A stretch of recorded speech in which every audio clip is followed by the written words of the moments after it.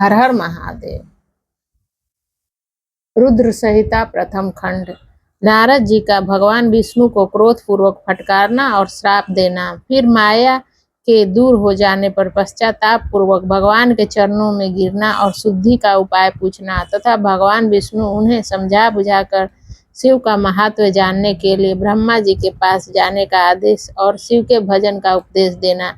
सूत जी कहते हैं, महर्षियों, माया मोहित नारद मुनि उन दोनों शिव गणों को यथोचित श्राप देकर भी भगवान शिव के इच्छावश मोहिनी निद्रा से जाग न सके। वे भगवान विष्णु के किए हुए कपट को याद करके मन में दुस्साहस क्रोध लिए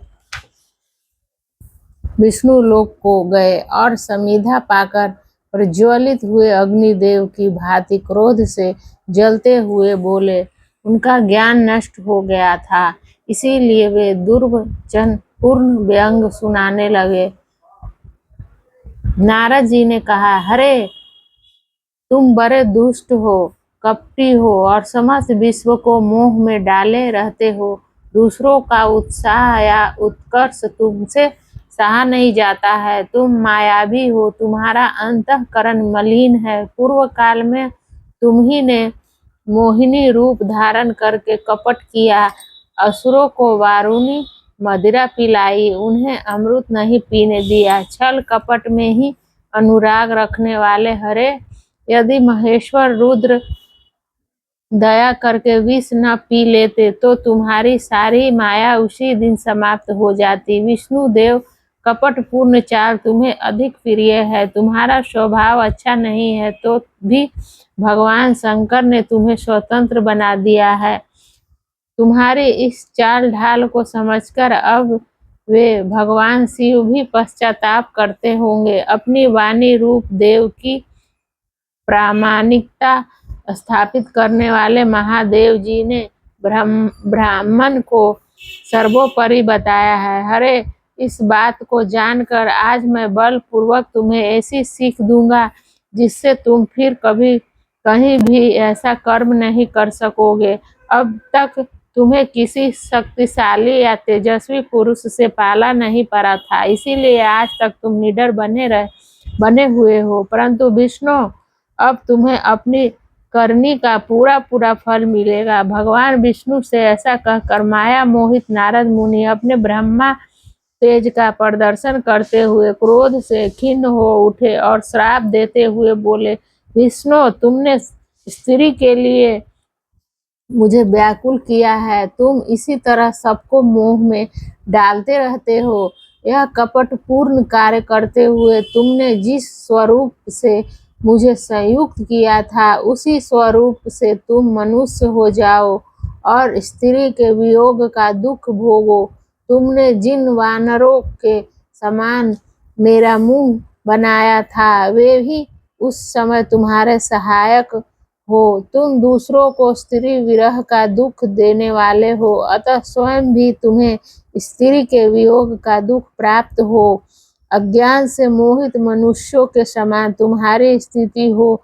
अज्ञान से मोहित हुए नारद जी ने मोहवश श्री हरि को जब इस तरह श्राप दिया, तब उन्होंने शंभु की माया की प्रशंसा करते हुए उस श्राप को स्वीकार कर लिया। तदंतर महालीला करने वाले शंभु ने अपनी उस विश्व मोहिनी माया को, जिसके कारण ज्ञानी नारद मुनि भी मोहित हो गए थे, खींच लिया। उस माया के तिरोहित होते ही नारद जी पूर्वतः शुद्ध बुद्धि से युक्त हो गए। उन्होंने पूर्वत ज्ञान प्राप्त हो गया और उनकी सारी व्याकुलता जाती रही। इससे उनके मन में बड़ा विस्मय हुआ। वे अधिकाधिक पश्चाताप करते हुए बारंबार अपनी निंदा करने लगे। उस समय उन्होंने ज्ञानी को भी मोह में डालने वाली भगवान शंभु की माया की सराहना की। तदंतर यह जानकर कि माया के कारण ही मैं भ्रम में पड़ गया था, यह सब कुछ मेरा माया जनित भ्रम ही था,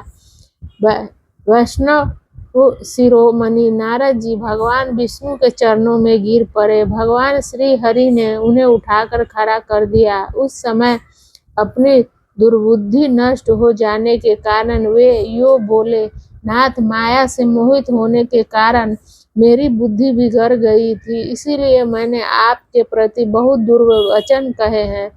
आपको श्रापित कर दिया। प्रभु, इस श्राप को आप मिथ्या कर दीजिए। हाय मैंने बहुत बड़ा पाप किया है। अब मैं निश्चय ही नरक में पड़ूंगा। हरे, मैं आपका दास हूँ। बताइए मैं क्या उपाय करूँ, कौन सा प्रायश्चित करूँ जिससे मेरा पाप समूह नष्ट हो जाए और मुझे नरक में न गिरना पड़े। ऐसा कहकर शुद्ध बुद्धि वाले मुनि शिरोमणि नारद जी पुनः भक्ति भाव से भगवान विष्णु के चरणों में गिर पड़े। उस समय उन्हें बड़ा पश्चाताप हो रहा था। तब श्री विष्णु ने उन्हें उठाकर मधुर वाणी में कहा। भगवान विष्णु बोले, तात खेद न करो, तुम मेरे श्रेष्ठ भक्त हो, इसमें संशय नहीं है। मैं तुम्हें एक बात बताता हूँ, सुनो। इससे निश्चय ही तुम्हारा परम हित होगा। तुम्हें नरक में नहीं जाना पड़ेगा। भगवान शिव तुम्हारा कल्याण करेंगे। तुमने मद से मोहित होकर जो भगवान शिव की बात नहीं मानी थी, उसकी अवहेलना कर दी थी, उसी अपराध का भगवान शिव ने तुम्हें ऐसा फल दिया है, क्योंकि वे ही कर्म फल के दाता हैं।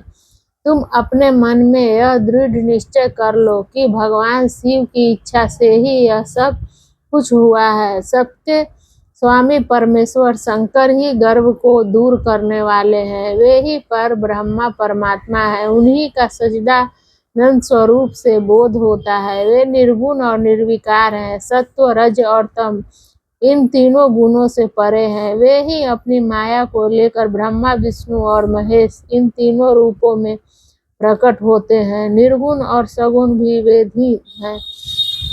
निर्गुण अवस्था में ही उन्हीं का नाम शिव है। वे ही परमात्मा, महेश्वर, पर ब्रह्मा, अविनाशी, अनंत और महादेव आदि नामों से कहे जाते हैं। उन्हीं की सेवा में ब्रह्मा जी जगत के सृष्टा हुए हैं और मैं तीनों लोकों का पालन करता हूँ। वे स्वयं ही रुद्र रूप से सदा सबका संहार करते हैं।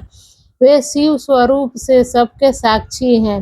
माया से भिन्न और निर्गुण हैं। स्वतंत्र होने के कारण वे अपनी इच्छा के अनुसार चलते हैं। उनका विहार, आचार, व्यवहार उत्तम है और वे भक्तों पर दया करने वाले हैं।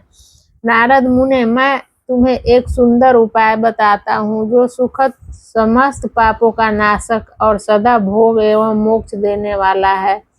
तुम उसे सुनो। अपने सारे संशयों को त्याग कर तुम भगवान शंकर के सुयश का गान करो और सदा अनन्य भाव से शिव के सतनाम स्रोत का पाठ करो। मुने, तुम निरंतर उन्हीं की उपासना और उन्हीं का भजन करो। उन्हीं के यश को सुनो और गाओ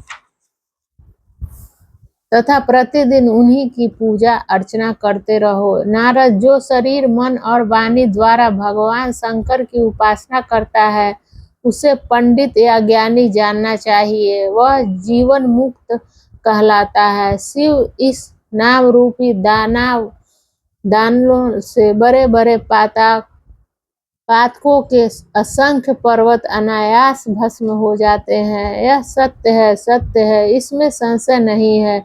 जो भगवान शिव के नाम रूपी नौका का आश्रय लेते हैं, वे संसार सागर से पार हो जाते हैं। संसार के मूलभूत उनके सारे पाप निसंदेह नष्ट हो जाते हैं। महामुने, संसार के मूलभूत जो पातक रूपी वृक्ष है, उनका शिव नाम रूपी कुठार से निश्चय ही नाश हो जाता है। जो लोग पाप रूपी दानव से पीड़ित हैं, उन्हें शिव नाम रूपी अमृत का पान करना चाहिए। पाप दग्ध होने वाले प्राणियों को उस शिव नाम अमृत के बिना शांति नहीं मिल सकती। संपूर्ण वेदों का अवलोकन करके पूर्ववर्ती विद्वानों ने यही निश्चय किया है कि भगवान शिव की पूजा ही उत्कृष्ट साधन तथा जन्म मरण रूपी संसार बंधक के नाशक उपाय है।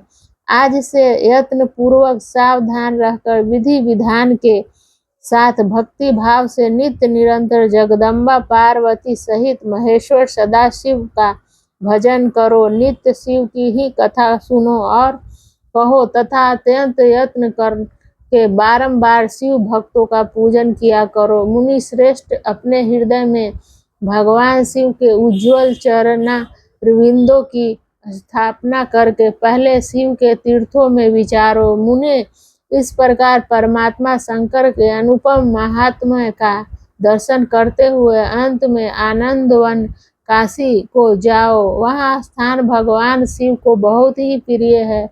वहाँ भक्ति पूर्वक विश्वनाथ जी का दर्शन पूजन करो। विशेषतः उनकी स्तुति वंदना करके तुम निर्विकल्प संशय रहित हो जाओगे। नारद जी, इसके बाद तुम्हें मेरी आज्ञा से भक्ति पूर्वक अपने मनोरथ की सिद्धि के लिए निश्चय ही ब्रह्मा लोक में जाना चाहिए। वहाँ अपने पिता ब्रह्मा जी की विशेष रूप से स्तुति वंदना करके तुम्हें प्रसन्नता पूर्वक हृदय से बारंबार शिव महिमा के विषय में प्रश्न करना चाहिए। ब्रह्मा जी शिव भक्तों में श्रेष्ठ हैं। वे तुम्हें बड़ी प्रसन्नता के साथ भगवान शंकर का महात्म्य और सत्य नाम स्रोत सुनाएंगे। मुने, आज से तुम शिव आराधना में तत्पर रहने वाले शिव भक्त हो जाओ और विशेष रूप से मोक्ष के भागी बनो। भगवान शिव तुम्हारा कल्याण करेंगे। इस प्रकार प्रसन्न चित्त हुए भगवान विष्णु नारद मुनि को प्रेम पूर्वक उपदेश देकर श्री शिव का स्मरण वंदना और स्तवन करके वहां से अंतर्ध्यान हो गए। हर हर महादेव।